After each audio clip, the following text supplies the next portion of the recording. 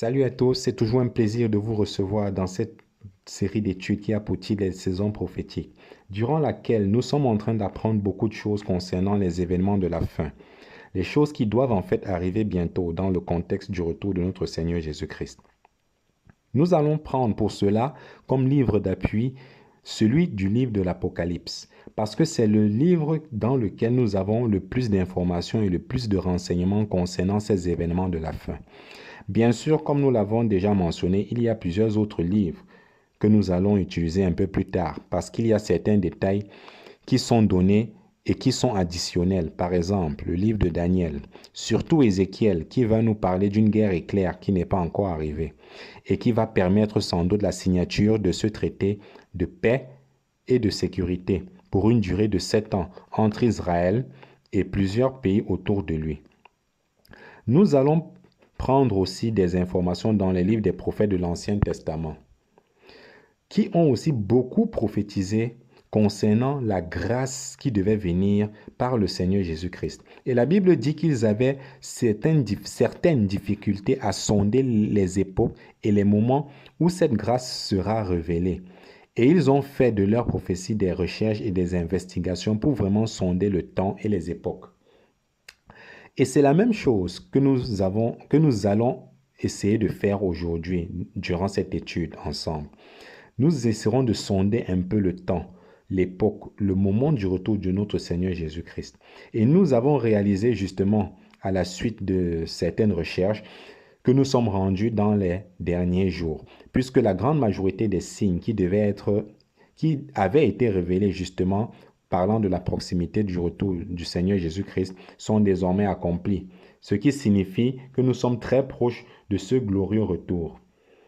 Alors, nous avons parlé des choses concernant les images, les figures de l'Ancien Testament, qui vont nous aider à comprendre ces prophéties-là, moyennant une liste d'informations ou des conseils utiles pour nous aider à bien saisir ces prophéties et de comprendre le contexte biblique dans lequel elles ont été données. Nous avons aussi compris que ce livre de l'Apocalypse est divisé en 3 parties. Ceci est un détail très important afin d'éviter toute confusion, mais plutôt saisir la bonne révélation. Et ces 3 parties ou ces 3 divisions sont données par le Seigneur Jésus-Christ lui-même quand il dit à Jean ceci: « Écris les choses que tu as vues, les choses qui sont, et les choses qui doivent arriver après elles. » Alors, nous allons débuter avec la première partie, les choses que tu as vues. Pour ce faire, nous allons lire le livre de l'Apocalypse chapitre 1, versets 12 et 13, concernant les choses que Jean a vues lorsqu'il fut ravi au ciel depuis l'île de Patmos. Comme nous l'avons déjà dit, cette première division est uniquement située dans ce premier chapitre du livre de l'Apocalypse et consiste dans cette vision-là que Jean a eue du Seigneur Jésus-Christ, maintenant ressuscité, exalté et monté au ciel, alors qu'il lui apparaît au milieu de ces 7 chandeliers d'or dont nous apprendrons un peu plus tard qu'ils représentaient les 7 églises dont nous en parlerons aussi plus tard, qui avaient été choisies en Asie mineure à l'époque, à savoir Éphèse, Smyrne, Pergame, Thyatire, Sardes, Philadelphie, Laodicée. Parce que dans le 2e chapitre et le 3e chapitre du livre de l'Apocalypse, qui représentent en fait la 2e division, à savoir les choses qui sont, elles correspondent, chacune de ces églises-là, à notre époque actuellement, puisque l'enlèvement de l'église n'a pas encore eu lieu. Eh bien, ces 7 églises-là avaient été choisies parce qu'elles avaient en fait les 7 caractéristiques principales qui devaient marquer les 7 grandes époques de l'histoire terrestre de l'église. D'où les 7 chandeliers d'or que mentionne l'Apocalypse sont symboliques des 7 églises qui avaient été choisies en Asie mineure. Mais au milieu de ces 7 chandeliers d'or, voilà que Jean a une vision du Seigneur Jésus-Christ qui lui apparaît, vraiment très différemment de ce qu'il avait connu de lui quand il était sur la terre. Et lorsque vous lisez justement la description de ce Jésus dans la vision de Jean, vous constaterez qu'il est très différent de ce qu'il avait connu, de ce que Jean avait connu de lui. Et surtout qu'il portait un vêtement spécial, à savoir une longue robe blanche avec une ceinture sur sa poitrine. Et le vêtement que le Seigneur Jésus portait dans cette vision de Jean est très significatif du ministère qu'il est en train d'accomplir actuellement pour chaque croyant. À savoir, il faut savoir qu'après sa résurrection, il est devenu notre souverain sacrificateur, puisque quand il fait son ministère durant 3 ans sur la terre, il était prophète. Mais par sa résurrection, il va devenir notre souverain sacrificateur. Et ceci pour toujours, comme nous le verrons au cours de cette étude. Dans la Bible, comprenez bien que les vêtements sont très importants. Et justement, Jean a vu dans sa vision le Seigneur Jésus-Christ au milieu de ces 7 chandeliers d'or qui portait une longue robe blanche avec une ceinture sur sa poitrine. Cette longue robe, en fait, est celle du souverain sacrificateur. Et si vous avez une bonne compréhension des images, des figures ou encore des symboles de la Bible, vous allez bien discerner cette vision que Jean a eue depuis l'île de Patmos lorsqu'il fut ravi au ciel. Parce que, effectivement, le souverain sacrificateur terrestre pouvait entrer une seule fois par année dans le lieu très saint du tabernacle terrestre. Il y apportait un parfum et surtout du sang de certains animaux sur le propitiatoire, qui est situé entre les 2 chérubins au-dessus de l'arche de l'alliance dans le lieu très saint. Et il attendait la manifestation de la gloire de Dieu. Et lorsqu'elle se manifestait dans ce lieu très saint, eh bien on savait que Dieu avait exaucé, avait répondu aux prières et avait accepté les sacrifices qui avaient été offerts durant l'année qui se terminait en cette journée-là, qui était la journée de la célébration de la fête des expiations, encore appelée le Yom Kippour. Et lorsque le souverain sacrificateur entrait une seule fois par année dans le lieu très saint, il devait préalablement, comprenez bien, prendre beaucoup de précautions vraiment. Parce que c'était au risque de sa vie qu'il pénétrait au-delà du voile. Et s'il n'avait pas été bien préparé, il aurait été tué.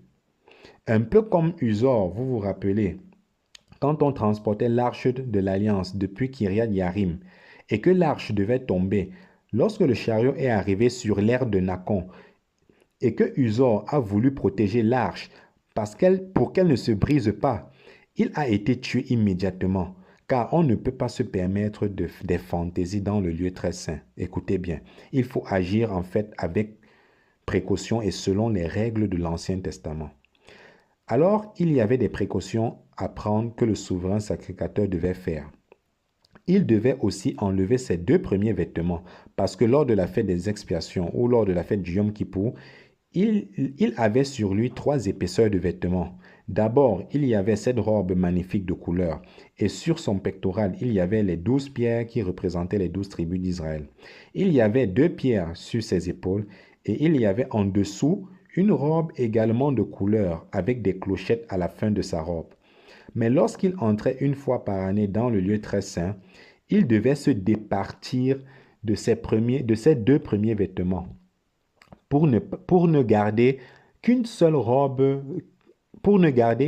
longue robe blanche sans aucun dessin ou inscription sur elle en signe de pureté et d'humilité, parce qu'il se présentait devant le Dieu Tout-Puissant. Alors, le souverain sacrificateur portait uniquement, vous le constatez, une longue robe blanche. C'est pourquoi, écoutez bien, Marie de Magdala s'y méprise dans le jardin du tombeau. Alors qu'elle cherchait le Seigneur Jésus, et a vu cet homme qui portait une longue robe, et elle pensait que c'était le jardinier, tel que nous le lisons, car c'était ainsi que les jardiniers étaient vêtus à l'époque. Et elle a dit, « Avez-vous vu mon Seigneur Jésus ?»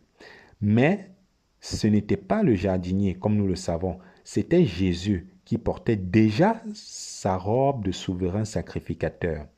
Ceci est un détail intéressant dans ce fait que nous pouvons nous poser la question, où est-ce que Jésus a-t-il pris cette robe?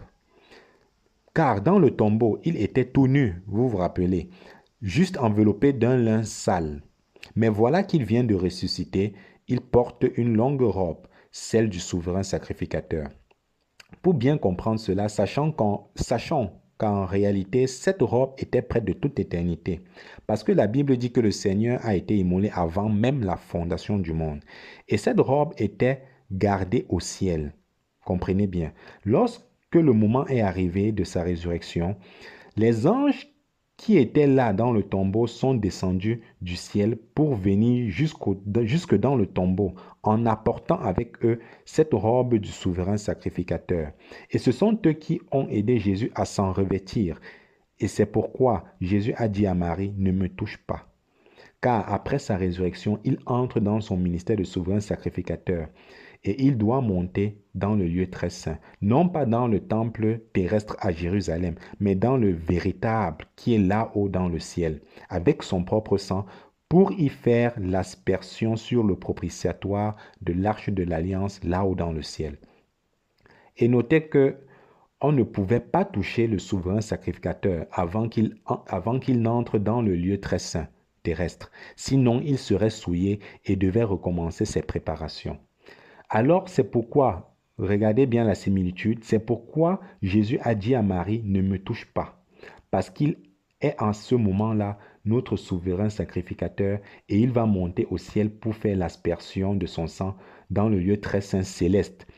Et c'est pourquoi ici dans le livre de l'Apocalypse, lorsque Jean a eu cette vision, il voit le Seigneur Jésus-Christ porter cette longue robe blanche avec cette ceinture d'or sur sa poitrine, car il est devenu notre souverain sacrificateur qui comparaît jour et nuit devant Dieu, devant le trône céleste, parce que justement, il a gagné le mérite d'être notre souverain sacrificateur.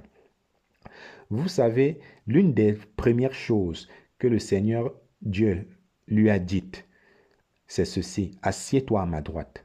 Ceci est très intéressant parce qu'aucun souverain sacrificateur terrestre ne pouvait s'asseoir dans le lieu très saint terrestre, car il n'y avait aucune chaise dans ce lieu très saint terrestre, et la seule pièce d'ameublement qui s'y trouvait était l'arche de l'alliance. Personne ne pouvait ainsi s'asseoir parce que les sacrifices étaient à refaire chaque année, tandis que Jésus est monté dans le lieu très saint, là-haut dans le ciel. Et le Père lui a dit, assieds-toi maintenant à ma droite. Parce que le travail, justement, a été effectué parfaitement pour toujours, pour l'éternité. On n'a pas besoin de recommencer la semaine prochaine ou l'année prochaine. Jésus n'a pas besoin de revenir souffrir une deuxième fois. On n'a pas besoin d'avoir un autre sacrifice sur la croix de Golgotha. Car ses dernières paroles étaient celles-ci, tout est accompli.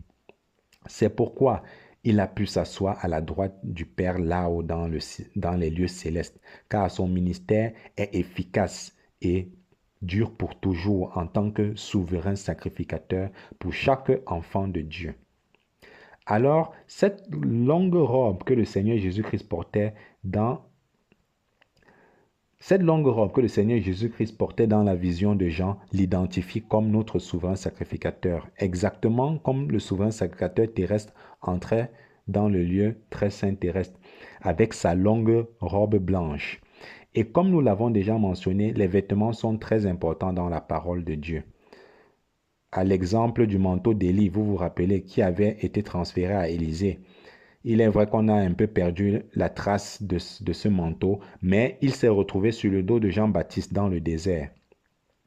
Ceci dit, lorsque vous voyez un vêtement dans l'Ancien Testament, celui-ci identifiait la personne, son rôle, son occupation. Ça dit même qu'à l'époque, l'autorité de la personne était inscrite sur le bord de son vêtement. Par exemple, si quelqu'un était roi d'Israël à l'époque, celui-ci était écrit sur le bord de son vêtement, sur le bord de sa robe. Et ce fait est évident quand nous lisons justement ceci dans Apocalypse chapitre 19, verset 15. Et pour davantage comprendre cela, nous vous avons mentionné qu'en réalité, du fait que les vêtements sont très importants, nous avons vu que nous n'aurons pas tous les mêmes autorités parce que dans la Bible, nous avons ces révélations qui nous font comprendre qu'il y a différents rangs parmi les rachetés de l'Éternel. Et ainsi donc, il y aura aussi différentes autorités de personnes, si bien que tous les enfants de Dieu, tous les rachetés de l'Éternel ne seront pas habillés de la même façon pour l'éternité. Et nous allons apprendre dans cette série d'études un peu plus tard qu'il y a effectivement différents rangs qui composent la première résurrection qui est celle des justes. Et il y a comme une hiérarchie pour les règnes à venir. Nous ne serons pas tous sur le même pied d'égalité. Bien sûr, pour le salut, ce n'est pas le cas, car il n'y a qu'un seul salut, une seule façon d'être sauvé, et peu importe qui nous sommes. Si nous acceptons le Seigneur Jésus-Christ, nous sommes sauvés. Mais dans le règne à venir, cette différence de rang dépendra de notre fidélité à servir le Seigneur. Certains vont briller plus que d'autres personnes. Certains vont avoir un plus grand règne que d'autres personnes. Et nous ne serons pas habillés de la même façon, car selon les Écritures, les rangs les moindres sont vêtus d'une simple robe blanche. Mais la plus haute distinction dans le monde à venir, c'est l'épouse de Christ, qui sera vêtue d'un vêtement brodé, d'un vêtement blanc brodé et avec de l'or sur celui-ci, ainsi que du fin lin.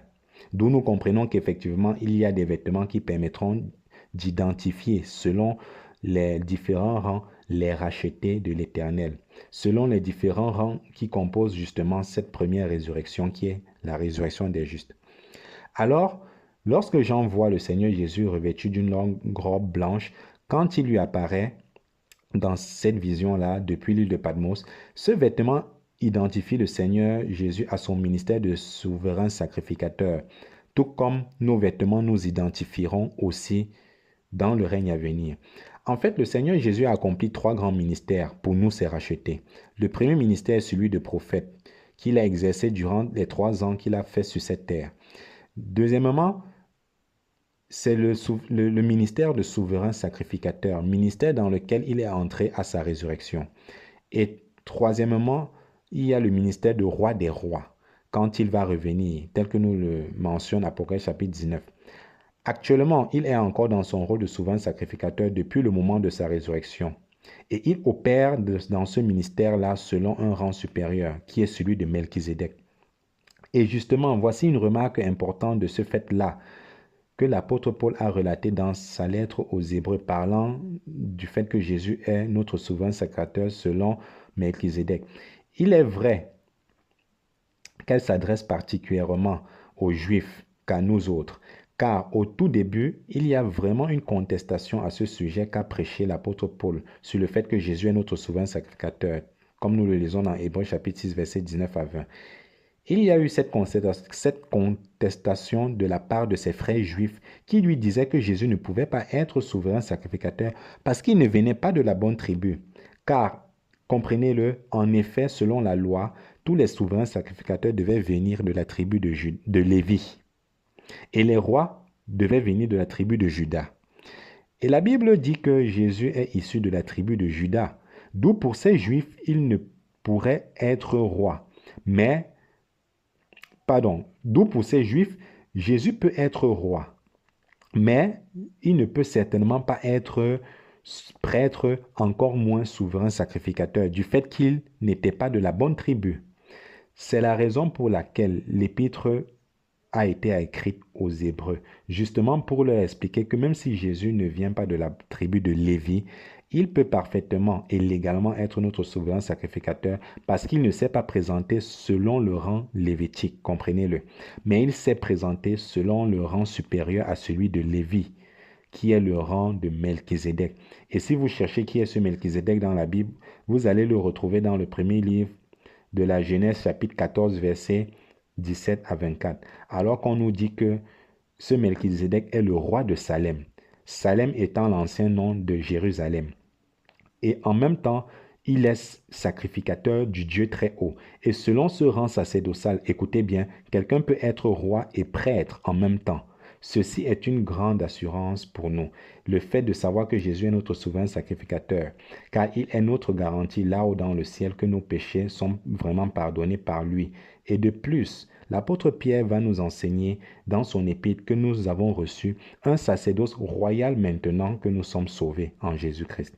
Ça veut dire que nous aussi, dans notre marche avec lui, nous opérons dans ce sacerdoce royal qui est le sacerdoce de Melchizedek. C'est merveilleux.